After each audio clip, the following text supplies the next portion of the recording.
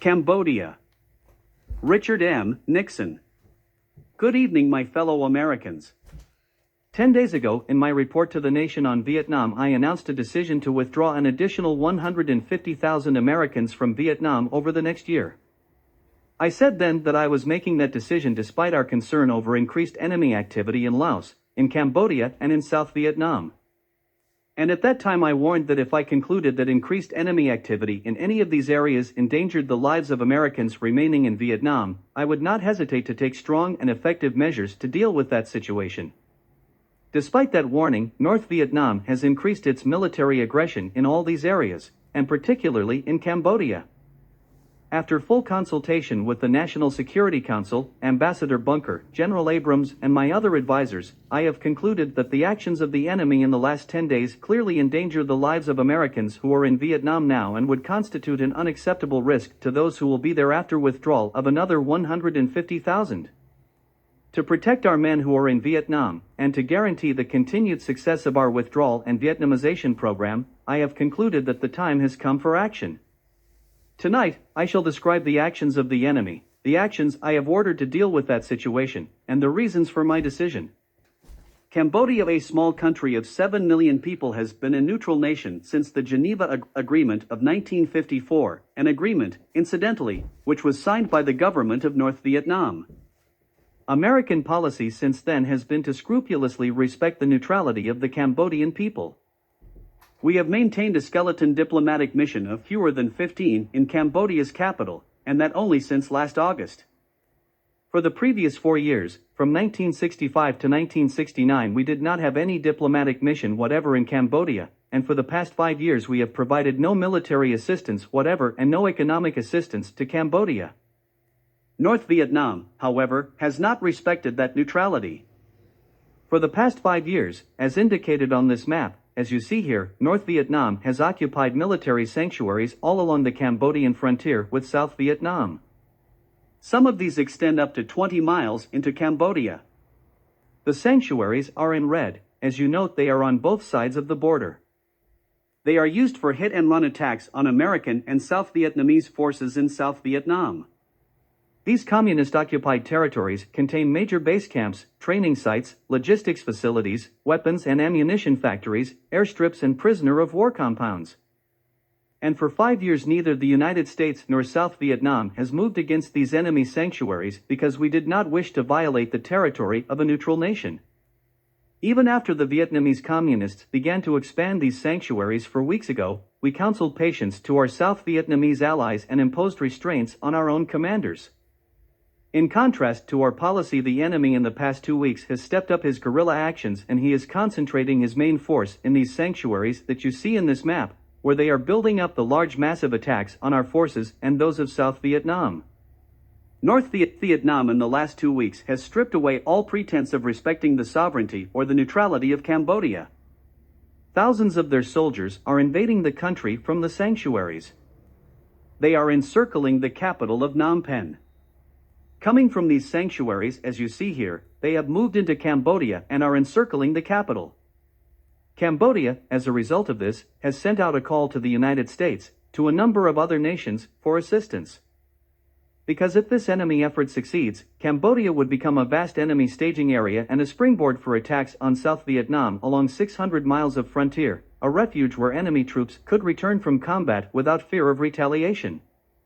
North Vietnamese men and supplies could then be poured into that country, jeopardizing not only the lives of our men but the people of South Vietnam as well. Now confronted with this situation, we had 3 options. First, we can do nothing.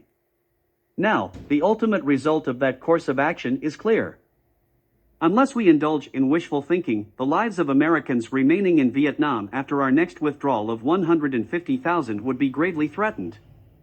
Let us go to the map again. Here is South Vietnam. Here is North Vietnam. North Vietnam already occupies this part of Laos. If North Vietnam also occupied this whole band in Cambodia or the entire country, it would mean that South Vietnam was completely outflanked and the forces of Americans in this area as well as the South Vietnamese would be in an untenable military position. Our second choice is to provide massive military assistance to Cambodia itself and, unfortunately, while we deeply sympathize with the plight of 7 million Cambodians whose country has been invaded, massive amounts of military assistance could not be rapidly and effectively utilized by the small Cambodian army against the immediate threat. With other nations we shall do our best to provide the small arms and other equipment which the Cambodia army of 40,000 needs and can use for its defense. But the aid we will provide will be limited for the purpose of enabling Cambodia to defend its neutrality and not for the purpose of making it an active belligerent on one side or the other. Our third choice is to go to the heart of the trouble. And that means cleaning out major North Vietnamese and Viet Cong-occupied territories, these sanctuaries which serve as bases for attacks on both Cambodia and American and South Vietnamese forces in South Vietnam. Some of these, incidentally, are as close to Saigon as Baltimore is to Washington. This one, for example, is called the Parrots because it's only 33 miles from Saigon. Now faced with these three options, this is the decision I have made. In cooperation with the armed forces of South Vietnam, attacks are being launched this week to clean out major enemy sanctuaries on the Cambodia-Vietnam border.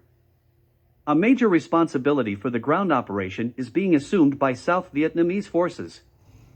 For example, the attacks in several areas, including the Parrots Peak, that I referred to a moment ago, are exclusively South Vietnamese ground operations under South Vietnamese command, with the United States providing air and logistical support. There is one area, however, immediately above the Parrots Peak, where I have concluded that a combined American and South Vietnamese operation is necessary. Tonight, American and South Vietnamese units will attack the headquarters for the entire communist military operation in South Vietnam. This key control center has been occupied by the North Vietnamese and Viet Cong for 5 years in blatant violation of Cambodia's neutrality. This is not an invasion of Cambodia. The area in which these attacks will be launched are completely occupied and controlled by North Vietnamese forces. Our purpose is not to occupy the areas. Once enemy forces are driven out of these sanctuaries and once their military supplies are destroyed, we will withdraw. These actions are in no way directed to security interests of any nation. Any government that chooses to use these actions as a pretext for harming relations with the United States will be doing so on its own responsibility and on its own initiative, and we will draw the appropriate conclusions. And now, let me give you the reasons for my decision.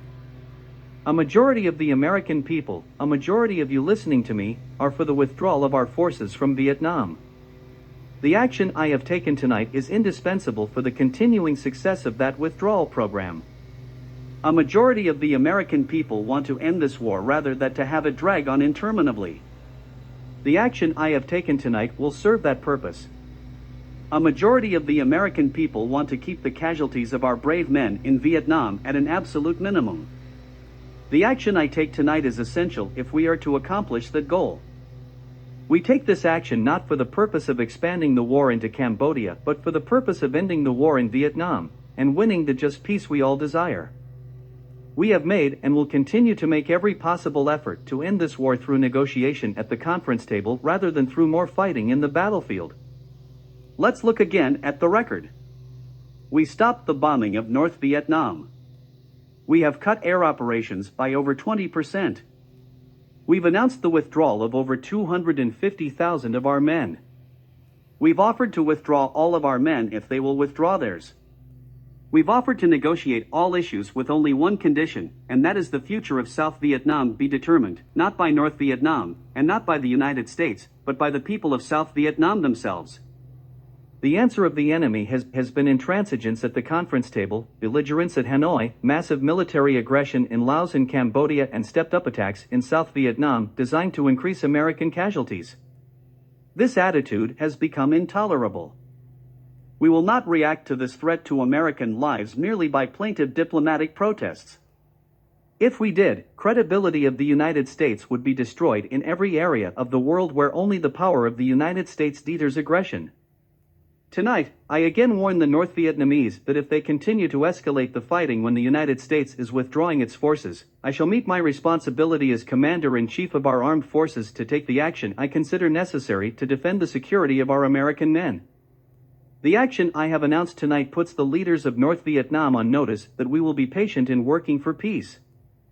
We will be conciliatory at the conference table, but we will not be humiliated. We will not be defeated. We will not allow American men by the thousands to be killed by an enemy from privileged sanctuary. The time came long ago to end this war through peaceful negotiations. We stand ready for those negotiations. We've made major efforts, many of which must remain secret. I say tonight all the offers and approaches made previously remain on the conference table whenever Hanoi is ready to negotiate seriously. But if the enemy response to our most conciliatory offers for peaceful negotiation continues to be to increase its attacks and humiliate and defeat us, we shall react accordingly. My fellow Americans, we live in an age of anarchy, both abroad and at home. We see mindless attacks on all the great institutions which have been created by free civilizations in the last 500 years. Even here in the United States, great universities are being systematically destroyed. Small nations all over the world find themselves under attack from within and from without. If when the chips are down the world's most powerful nation, the United States of America, acts like a pitiful, helpless giant, the forces of totalitarianism and anarchy will threaten free nations and free institutions throughout the world. It is not our power but our will and character that is being tested tonight. The question all Americans must ask and answer tonight is this: does the richest and strongest nation in the history of the world have the character to meet a direct challenge by a group which rejects every effort to win a just peace, ignores our warning, tramples on solemn agreements, violates the neutrality of an unarmed people, and uses our prisoners as hostages? If we fail to meet this challenge, all other nations will be on notice that despite its overwhelming power, the United States, when a real crisis comes, will be found wanting. During my campaign for the presidency, I pledged to bring Americans home from Vietnam. They are coming home. I promised to end this war. I shall keep that promise. I promised to win a just peace. I shall keep that promise. We shall avoid a wider war, but we are also determined to put an end to this war. In this room, Woodrow Wilson made the great decisions which led to victory in World War I. Franklin Roosevelt made the decisions which led to our victory in World War II. Dwight D. Eisenhower made decisions which ended the war in Korea and avoided war in the Middle East. John F. Kennedy, in his finest hour, made the great decision which removed Soviet nuclear missiles from Cuba and the Western Hemisphere. I have noted that there's been a great deal of discussion with regard to this decision I have made. And I should point out that I do not contend that it is in the same magnitude as these decisions that I have just mentioned. But between those decisions and this decision, there is a difference that is very fundamental.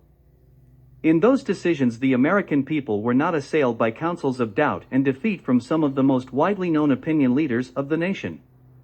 I have noted, for example, that a Republican senator has said that this action I have taken means that my party has lost all chance of winning the November elections, and others are saying today that this move against enemy sanctuaries will make me a one-term president. No one is more aware than I am of the political consequences of the action I've taken. It is tempting to take the easy political path, to blame this war on previous administrations, and to bring all of our men home immediately. Regardless of the consequences, even though that would mean defeat for the United States, to desert 18 million South Vietnamese people who have put their trust in us, to expose them to the same slaughter and savagery which the leaders of North Vietnam inflicted on hundreds of thousands of North Vietnamese who chose freedom when the communists took over North Vietnam in 1954, to get peace at any price now, even though I know that a peace of humiliation for the United States would lead to a bigger war or surrender later. I have rejected all political consideration in making this decision. Whether my party gains in November is nothing compared to the lives of 400,000 brave Americans fighting for our country and for the cause of peace and freedom in Vietnam. Whether I may be a one-term president is insignificant compared to whether by our failure to act in this crisis, the United States proves itself to be unworthy to lead the forces of freedom in this critical period in world history. I would rather be a one-term president and do what I believe was right than to be a two-term president at the cost of seeing America become a second-rate power and to see this nation accept the first defeat in its proud 190-year history. I realize in this war there are honest, deep differences in this country about whether we should have been involved, that there are differences to how the war should have been conducted. But the decision I announce tonight transcends those differences, for the lives of American men are involved. The opportunity for 150,000 Americans to come home in the next 12 months is involved. The future of 18 million people in South Vietnam and 7 million people in Cambodia is involved. The possibility of winning a just peace in Vietnam and in the Pacific is at stake. It is customary to conclude a speech from the White House by asking support for the President of the United States. Tonight, I depart from that precedent. What I ask is far more important. I ask for your support for our brave men fighting tonight halfway around the world, not for territory, not for glory, but so that their younger brothers and their sons and your sons can have a chance to grow up in a world of peace and freedom and justice. Thank you, and good night.